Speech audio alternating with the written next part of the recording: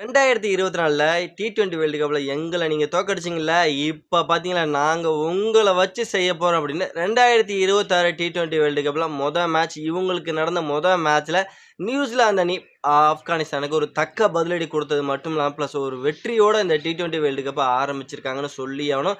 நியூசிலாந்துனா யாரு, plus black கேட்ஸ்னா யாரு அப்படின்னு இன்னைக்கு வந்து அவங்க வந்து நிரூபிச்சிருக்காங்க. பிளஸ் ஆப்கானிஸ்தான் கடுமையான ஒரு போராட்டம் வெளிப்படுத்துனாங்க. இருந்தாலும் கடைசி வரைக்கும் அந்த போராட்டம் அவங்களுக்கு கை கொடுக்கவே இல்ல. ஆனா தட்டி தூக்கிட்டு போயிட்டாங்க. இன்னைக்கு முதல் வெற்றியோட ஸ்டார்ட் பண்ணியிருக்காங்க நியூசிலாந்து அணி. ஓகே, இந்த 2 டீமுக்கு நடந்த இந்த மேட்ச பத்தி ஒரு ஃபுல் ரிவ்யூ தான் நம்ம வந்து பார்க்க போறோம். அதனால வீடியோ ஸ்கிப் பண்ணாம கடைசி வரைக்கும் பாருங்க நண்பர்களே.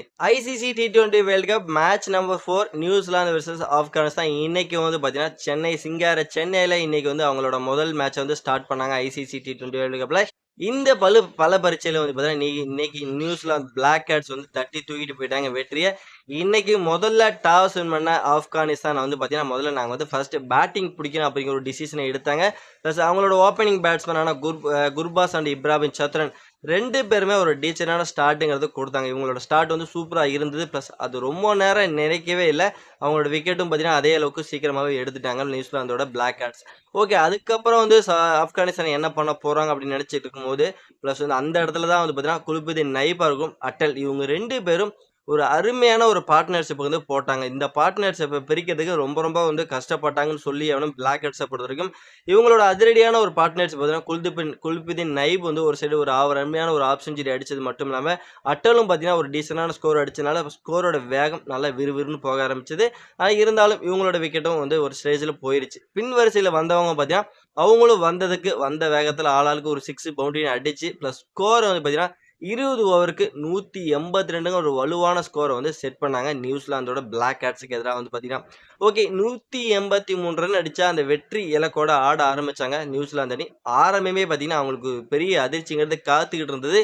அவங்களுடைய இன்ஃபார்ம் பேட்டரான ஃபில் ஆர்னால்டோட விக்கெட்டும், ரச்சின் ரவீந்திராவோட விக்கெட்டும் பார்த்தீங்கன்னா, ஒரே ஓவர்லயே வந்து பேக் டு பேக் அடுத்தடுத்த பால்ல வந்து பார்த்தீங்கன்னா, முஜிபுர் ரஹ்மான் வந்து விக்கெட் எடுத்து நியூசிலாந்துக்கு ஒரு பெரிய அதிர்ச்சி வந்து கொடுத்தாரு. வெறும் 13 ரன்னுக்கு 2 விக்கெட் இழந்து தத்தளிச்சிட்டு இருந்தாங்க நியூசிலாந்து அணி. அதுக்கப்புறம் வந்து பார்த்தீங்கன்னா, டிம் சைபர்ட்டோட நம்மளோட பிலிப்ஸ் 2 பேரும் ஒரு அருமையான ஒரு பார்ட்னர்ஷிப் வந்து பில்ட் பண்ண ஆரம்பிச்சாங்க. அந்த ஒரு பார்ட்னர்ஷிப்ப பார்க்கும்போது, அதுக்கப்புறம் ஆப்கானிஸ்தானோட நம்பிக்கை அப்படியே கொஞ்சம் கொஞ்சமா குறைய ஆரம்பிச்சதுன்னு சொல்லி ஆகணும். ஏன்னா, டிம் சைபர்ட் ஒரு சைடு வந்து போட்டு ஆப்கானிஸ்தானோட பவுலிங்கோட சுக்குநூறா சிதைக்க ஆரம்பிச்சுட்டாரு. பிளஸ் அதே மாரி தான் பிலிப்ஸும் சரி, பிளஸ் 2 பேருமே ஒரு அதிரடியான வேட்டைய வந்து வெளிப்படுத்தினாங்க. 2 விக்கெட் ஸ்டார்ட்டிங்ல இழந்தாலும், பிளஸ் அவங்களோட அந்த அதிரடிங்கிறது பார்த்தீங்கன்னா, ஸ்டாப் பண்ணவே இல்ல. அதிரடி அப்படியே கன்டின்யூ ஆயிட்டே இருந்தது. பிளஸ் ஒரு கட்டத்தில ஸ்கோரும் பார்த்தீங்கன்னா, நல்ல விறுவிறுன்னு ஏற ஆரம்பிச்சது. சூப்பரா இருந்தது.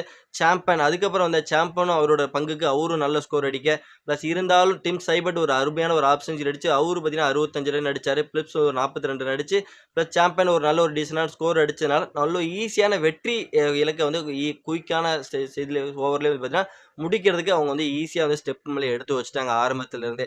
அதுக்கப்புறம் பின் வரிசையில வந்து நம்மளோட டேரில் மிச்சல் ஸ்டாண்ட்னர் இவங்க 2 பேரும் பார்த்தீங்கன்னா, கடைசியில வந்து கேம வந்து முடிச்சு வச்சாங்க. வெறும் 17.5 பால்லயே வந்து பார்த்தீங்கன்னா, 183ங்கிற டார்கெட்ட வந்து சேஸ் பண்ணது மட்டும் இல்லாம, இன்னைக்கு 5 விக்கெட் வித்தியாசத்துல ஒரு அருமையான வெற்றிய வந்து பதிவு பண்ணி T20 வேர்ல்டு கப் அவங்க விளையாண்ட மேட்ச்ல வெற்றியோட வந்து ஆரம்பிச்சிருக்காங்க. இந்த T20 வேர்ல்டு கப்ல 2024ல இதே அணிக்கு எதிரா ஒரு தோல்வியோட ஆரம்பிச்சாங்க. இப்ப வந்து வெற்றியோட ஆரம்பிச்சு, பிளஸ் அவங்க வந்து ஒரு முத்திரைய இங்க பதிச்சிருக்காங்கன்னு சொல்லியாகணும்.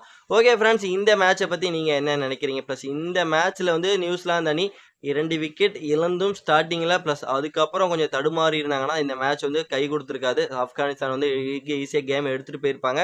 பிளஸ் 2 விக்கெட் இழந்தாலும் நம்ம வந்து பொறுமையா விளையாடக்கூடாது. அந்த அதிரடிய காமிச்சா மட்டும் தான் இந்த இலக்க வந்து எட்ட முடியும்னால தான் அந்த ஒரு அதிரடி காமிச்சனால தான் இந்த இலக்க அவங்களால எட்ட முடிஞ்சது. அவங்க வந்து டிஃபென்சிவ் மோட்ல போயிருந்தாங்கன்னா, இந்த மேட்ச் வந்து அவங்களுக்கு கை குடுத்துருக்காது ஃபிரெண்ட்ஸ். ஓகே ஃபிரெண்ட்ஸ், இந்த மேட்ச பத்தி நீங்க என்ன நினைக்கிறீங்க அப்படிங்கிறத மறக்காம நம்மளோட கமெண்ட் செக்ஷன்ல பதிவு பண்ணிட்டு, மறக்காம இந்த வீடியோ புடிச்சிருந்தா லைக் பண்ணி, ஷேர் பண்ணி, உங்க சப்போர்ட்டிவ் ஆதரவு குடுத்தீங்கன்னா ரொம்ப யூஸ்ஃபுல்லா இருக்கும் நண்பர்களே.